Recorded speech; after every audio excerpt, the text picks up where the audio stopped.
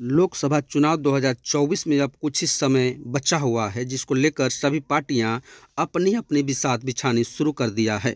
जिसको लेकर समाजवादी पार्टी के मुखिया अखिलेश यादव ने कहा है कि एनडीए को पीडीए हराएगा। पीडीए मतलब पिछड़ा दलित अल्पसंख्यक ही एनडीए को हराएगा।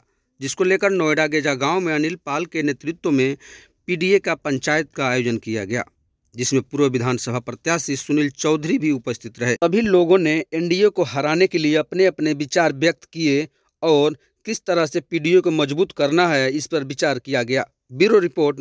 हमारे भाई बाहर से आए हैं, विकास यादव जी जो पार्टी के महासचिव हैं नोएडा महानगर से, हमारे पूर्व प्रत्याशी माननीय आदरणीय श्री हमारे बड़े भाई सुनील चौधरी जी आपके साथ बैठे हुए हैं, और भाई सतवीर यादव जी हैं, प्रवीण शर्मा जी हैं, और हमारे गांव के जो पूर्व प्रधान हैं पप्पू अवाना जी, बाबूजी सिंहराज बाबूजी, और वीर सिंह चाचा जी बैठे हुए हैं, और चरण सिंह भैया हैं, देवेंद्र भाई हैं, और चाचा धर्मवीर जी हैं, सरनी भैया हैं, और वीरेंद्र भाई हैं, और बिल्लू भाई वीरेंद्र हैं, चाचा विजेंद्र जी हैं, और चाचा जयप्रकाश हैं, तेजवीर चाचा जी हैं, और बलवीर भाई हैं, हरिंदर भाई हैं, और जय सिंह अवाना जी हैं, सोनू लोहिया जी हैं, तुषार जी बैठे हुए हैं, और हमारे कद्दावर साथी हमारे भाई सराजुद्दीन मलिक साहब बैठे हुए हैं, और हमारे पत्रकार बंधु जो मेरी एक आवाज़ पे आ जाते हैं, कहीं भी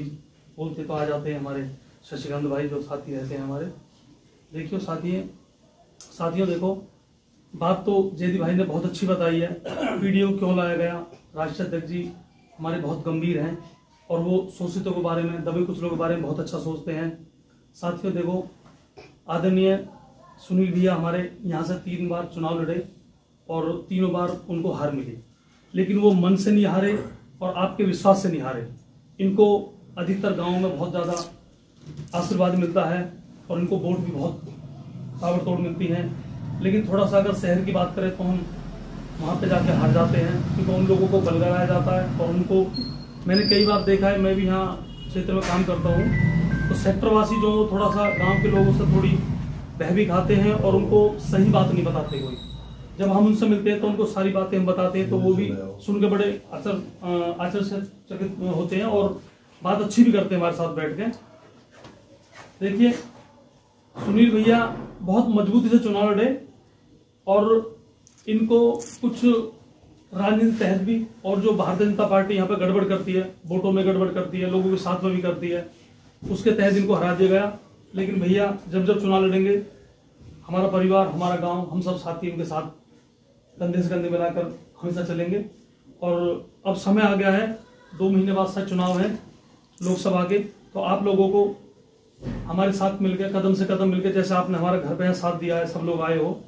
और माधव जी मैं आपको बता दूं, थोड़ा सा संख्या इसलिए थोड़ी कम रह गई है क्योंकि हमारा एक किसानों का संगठन चल रहा है, उसमें आज डॉक्टर महेश जी का घेराव किया हुआ है गांव के लोगों ने, कुछ किसानों ने, तो वहां पे सब चले गए अधिकतर। फिर भी आपका हमेशा स्वागत है इस गांव के अंदर, इस घर के अंदर, इस परिवार के अंदर, और हमारा सब परिवार ही बैठा है, भले चाहे हम या कोई भी बैठे हुए हैं। तो मैं अपनी वाणी को विराम दूंगा, बाकी तो बात जो बतानी होगी वो हमारे सुनील भैया बताएंगे, महासचिव जी बताएंगे। धन्यवाद। जय समाजवाद, समाजवादी पार्टी जिंदाबाद। हर कौम को जो प्यारा हो वो इंसान चाहिए। तो आज की जो इतनी अच्छी सभा भाई अनिल पाल जी ने अपने आवाज पर रखी, सबसे पहले मैं इनका बहुत बहुत आभार व्यक्त करता हूं। और साथ ही हमारे नोएडा के पूर्व प्रत्याशी भाई सुनील चौधरी जी, हमारे महानगर के महासचिव विकास यादव जी, कवित भाई, और सभी का मैं बहुत बहुत स्वागत अभिनंदन करता हूं। आज जो ये मुद्दा समाज ने उठाया है कि पीडीए, सबसे पहले हम जानते हैं पीडीए है क्या।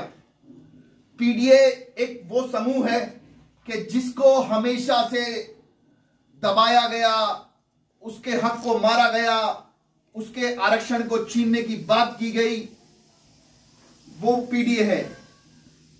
तो इस पीडीए की बात हमारी समाजवादी पार्टी माननीय राष्ट्रीय अध्यक्ष अखिलेश यादव ने क्यों की? क्योंकि आज वो समय आ चुका है कि जिस समय के अंदर हमें पीडीओ को अगर हम आगे नहीं लाए तो सिर्फ और सिर्फ एक तानाशाह जो लोग हैं वो लोग सत्ता में बैठे रहेंगे और वो लोग इस देश को दबाते रहेंगे, इस देश की जनता को। तो अगर हमें अपने हक की आवाज को बुलंद करना है तो इस पीडीए के समूह को बहुत मजबूत करना होगा, क्योंकि ये वो समूह है कि जिस समूह से हम इस देश को बहुत आगे ले जा सकते हैं। कि जैसा कि अभी संचालक भाई ने कहा कि 120 करोड़ की जनता हमारे देश के अंदर है और 80 करोड़ को ये भाजपा वाले लोग जो है राशन बांट रहे हैं। आप लोग बताइए कितने लोग यहां से राशन पा रहे हैं? ये तो कह रहे हैं कि 70 से 80% लोग जो हैं आज सिर्फ और सिर्फ निर्भर सिर्फ राशन पर हैं। ये बिल्कुल गलत है। अगर हमें अपने आरक्षण को बचाना है, पिछड़े दलित अल्पसंख्यक भाइयों के लिए हमें जो साथ लेकर चलना है, तो हमें इस पीडीए समूह को मजबूत करना होगा। आज हमें एक जरूरत हो गई है कि पीडीए को हम मजबूत करें, क्योंकि जो ताकत है जो हमें हमारा हक दिला सकती है वो सिर्फ और सिर्फ पीडीए है। कि विकास भाई, आखिरी शेर जो मैं पढ़ता हूं आपके सामने वो रख के अपनी बात को समाप्त करूंगा कि ना हम सफर से ना हम नशी से निकलेगा, हमारे पांव का कांटा हम ही से निकलेगा, और मेरे वतन की जमीन मुझे एड़ियां रगड़ने दे, मुझे यकीन है पानी यहीं से निकलेगा, मुझे यकीन है पानी यहीं से निकलेगा। ये ऐसे प्यार करते रहेंगे। गेजा गांव से हमारा आज का नहीं बहुत पुराना लगाव है। इस गांव ने मुझे हमेशा मान सम्मान प्यार मोहब्बत में कोई कसर नहीं छोड़ी। हमने भी हमेशा प्रयास किया है कि जहां इस गांव को हमारी जरूरत पड़ी हो हमेशा आपके बीच में रहें, आपके सुख दुख में रहें। जहां आपको लगे कि हमारा सुनील हमारे बीच में होना चाहिए, हम हमेशा आपके साथ रहें। आपने देखा होगा हालात क्या चल रहे हैं। कई हजार किसान माताएं बहनें धरने में बैठी हैं, पहले भी बैठी थी, इससे पहले भी बैठी थी, अब फिर बैठेंगी। जिसमें गेजा गांव की उपस्थिति बहुत ज़्यादा रहती है, ज़्यादा संख्या में लोग वहाँ जाते हैं। महिलाएं, माता बहनें, नौजवान, बुजुर्ग ठंड में गर्मी में वहाँ पड़े हुए हैं। और आप देख low temperature 5 degree 4 degree 6 degree जा रहा है। अथॉरिटी पे माता बहनें सो रही हैं, लेकिन नोएडा अथॉरिटी में सरकार पर कोई फर्क नहीं पड़ रहा है। हम भी आंदोलन में रहे, आंदोलन में जेल गए, 10 दिन जेल रहे। आने के बाद फिर मुझे लगता नहीं कि नोएडा अथॉरिटी या यहाँ के शासन प्रशासन या किसी MP MLA पर कोई फर्क नहीं पड़ा। इसका मतलब ये है कि उन लोगों को हमारी ज़रूरत नहीं है, हमारे मुद्दों की उनको ज़रूरत नहीं है, हमारी समस्याओं की उनको कोई ज़रूरत नहीं है। उन्हें लगता है कि बस जब चुनाव आएगा जय श्री राम बोल देंगे, हमें वोट दे देंगे। मैं आपसे इतना कहना चाहता हूँ कि आपकी ज़मीनें नोएडा अथॉरिटी ने ले ली, उसके बदले कितने लोगों को रोजगार दिया, कितनी समस्याओं का समाधान किया। गांव के अंदर आप भी आके देख लो, मैं भी आपके गांव में घूमता रहता हूँ, गंदगी के नाम पे वही है, कुछ नहीं। अगर अपनी मांग मांगते हैं, अपने लिए कुछ मांगने जाते हैं, तो ये ऐसा जोर पड़ता है, इन्हें लगता है कि इनकी तिजोरी में से हम मांग रहे हैं। हमारी जमीन आपने बेची, 2-2, 3-3 रुपए गज, 4-4 रुपए गज आपने जमीन ली, उन जमीनों को आपने लाखों रुपए गज में बेची, प्रॉफिट कमाया, अधिकारी आए, अपनी दुकानें बना के, अपने प्लॉट बना के, अपनी कोठियां बना के चले जाते हैं। किसान वहीं का वहीं रह जाता, उससे नीचे जा रहा। ऊपर तो मैंने किसी किसान को यहाँ जाते देखा नहीं। समय अब दोबारा आपके पास है, चुनाव दोबारा आपके पास है, चुनाव सामने आ रहे हैं। आपका सांसद को आपसे कोई लेना देना नहीं है, विधायक को आपसे कोई लेना देना नहीं है। आप सांसद का घेराव कर लो, विधायक का घेराव कर लो, उसे पता है कि यहाँ के लोगों को तो फूल को देखते ही वहां वोट डाल देनी है। जब तक हम एक बार झटका नहीं देंगे, जब तक इनके सांसद को झटका देंगे, विधायक को झटका देंगे, जब तक इन्हें हमारा दर्द नहीं दिखाई देगा। हमारे बुजुर्गों ने लड़ाई लड़ी, युवाओं का सामने उनका फ्यूचर उनके सामने खड़ा हुआ है। उनको तय करना है कि भाई अपना हक लेना है या फिर ऐसे ही अपना धक्के खाते रहने हैं। जब तक हम सांसद अपने बीच का नहीं बनाएंगे, जो हमारी बात सुने, हमारे लिए लड़े, हमारे लिए तुरंत खड़ा हो जाए, जब तक कोई फायदा नहीं है। आप कितना ही कर लो। अभी अनिल भाई ने बताया कि लोग कम है। मेरा मानना है कि जितने लोग यहाँ बैठे हैं अपने आप में बहुत वजूद वाले लोग बैठे हैं। उनके पीछे कई सौ आदमी, उनके एक आदमी के पीछे कई सौ आदमी रहते हैं। मैं उन चेहरों को यहाँ बैठा देख रहा हूँ। मैं आपसे इतना निवेदन करना चाहता हूँ, अब की बार किसी बकाये में मत आ जाना। और ये गेजा गांव से ये मैसेज जाना चाहिए कि भैया हमने इतने साल धक्के खा लिए, अब हम किसी के बकाये में नहीं आएंगे। हम सब जानते हैं, हम सब घास नहीं खा रहे हैं, हम इंसान हैं, हम भी जानते हैं अच्छा क्या है बुरा क्या है। भगवान हम सब घर में पूजा करते हैं, ठीक है, हम भी अपने घर में पूजा करते हैं, सारे भगवान को मानते हैं, अल्लाह को मानते हैं। लेकिन अब भगवान अल्लाह के नाम पे वोट नहीं देंगे, वोट विकास पे, काम पे, जो हमारे बीच में रहेगा, हमारी बात सुनेगा, उसको वोट देंगे, चाहे वो कोई भी हो। इसलिए मैं आपसे इतना निवेदन करने आया हूं कि अब की बार हमको गठबंधन का जो भी कैंडिडेट लड़े मजबूती से लड़े। एक बार अपने बीच का किसान का बेटा आप एक बार MP बना लो, जिसको आप तुरंत जाओ, तुरंत आपके साथ रहे, आपकी लड़ाई लड़े मजबूती से, और यहाँ देश में ऐसी सरकार बने जो किसानों की हो। हमारे यहीं से 15-20 किलोमीटर बॉर्डर पे हजारों लाखों किसान बैठ गए धरने पे, कितने मारे गए, लेकिन सरकार पे कोई फर्क नहीं पड़ा।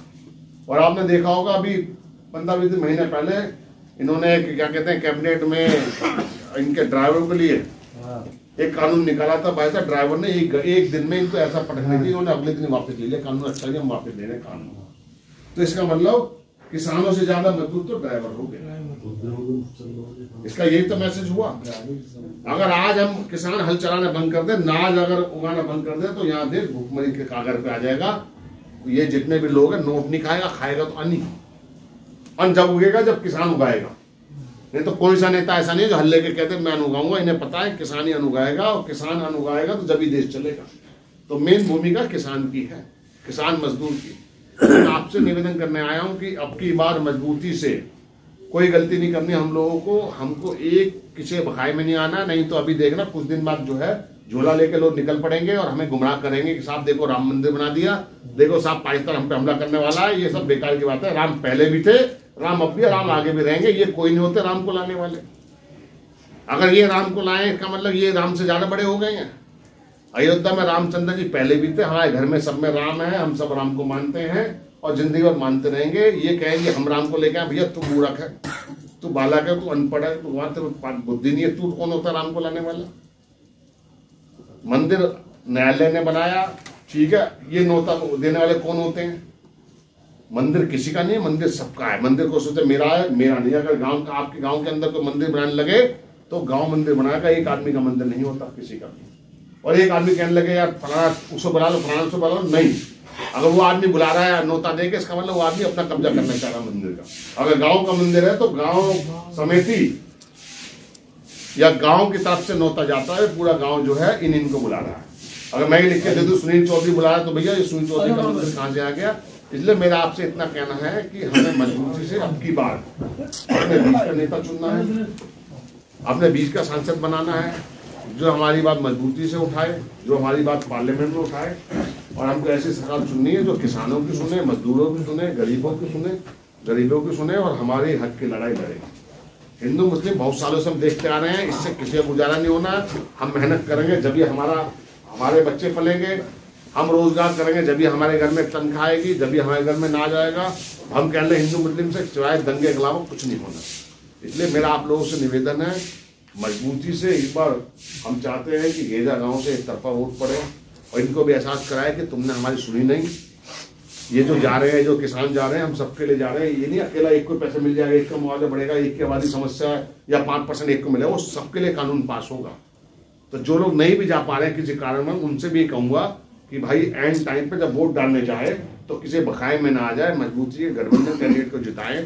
ठीक है, उसके लिए हम लोग आपके बीच में, आपको कभी लगता है कि हमारी जरूरत, हम आपके बीच में, हमारे सारे नेता मौजूद हैं आपके सुख।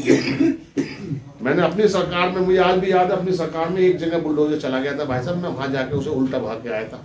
मैंने कहा था अखिलेश यादव ने कभी ये नहीं कहा कि हमारी सरकार में गरीबों बुलडोजर चलेगा, तुम कौन होते बुलडोजर लाने वाले, और बुलडोजर उल्टा गया था। आज इस सरकार में अगर बुलडोजर आए, इनका बीजेपी नेता ये नहीं बोल सकता कि इसे उल्टा भेज दो। तो फिर किस बात की सरकार, क्या सरकार बुलडोजर चलाने के लिए होती है? सरकार का काम है किसानों की मदद करना, गरीबों की मदद करना, बेरोजगारों की मदद करना, मजलूम की मदद करना, ना कि बुलडोजर चलाना। आज इतने सारे मुद्दे हैं, अगर उन मुद्दों का समाधान हो जाए तो हो सकता है कि हमारे बच्चे अच्छी जगह काम करें, अच्छी जगह नौकरी करें, अच्छी जगह पढ़ाई करें। तो इसलिए मैं तो आप इतना कहना चाहता हूँ कि इस बार मजबूती से मैं उम्मीद करूंगा कि गेजा गांव से आप लोग मदद करें, मजबूती से साथ दें।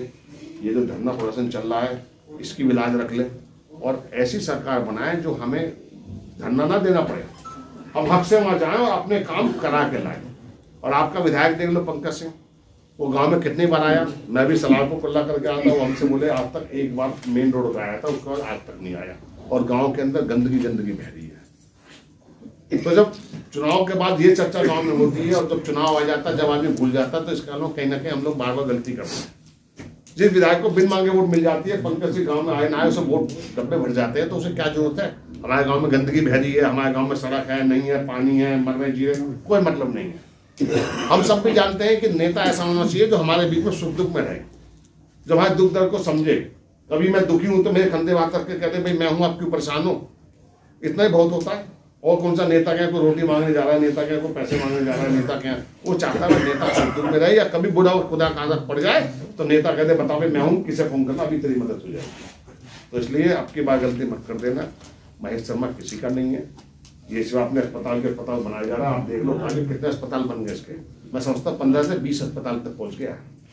और आप अगर जाओगे तो अच्छा कहां से 24 साहब आए हैं, आपका नाम लिख देगा, उतना बिल फालतू बना देगा, आप आगे तो चाहे देकर 10% घटा देगा, लेकिन फिर भी फायदा लेके छोड़ेगा, क्योंकि इसका काम यही है। इसलिए मैं आपसे ज्यादा बोलते इतना निवेदन करूंगा कि अब की बार गलती मत करना, मेरा हाथ जोड़ के सबसे निवेदन है, मजबूती से एक बार हम लोगों को मौका दो, ठीक है। हम लड़े हारे फिर कोई फर्क नहीं पड़ता आपके बीच में, फिर लड़े फिर हारे फिर कोई फर्क नहीं आपके बीच में, रहना आपके बीच में, मरना आपके बीच में, इसके सामने जाना है।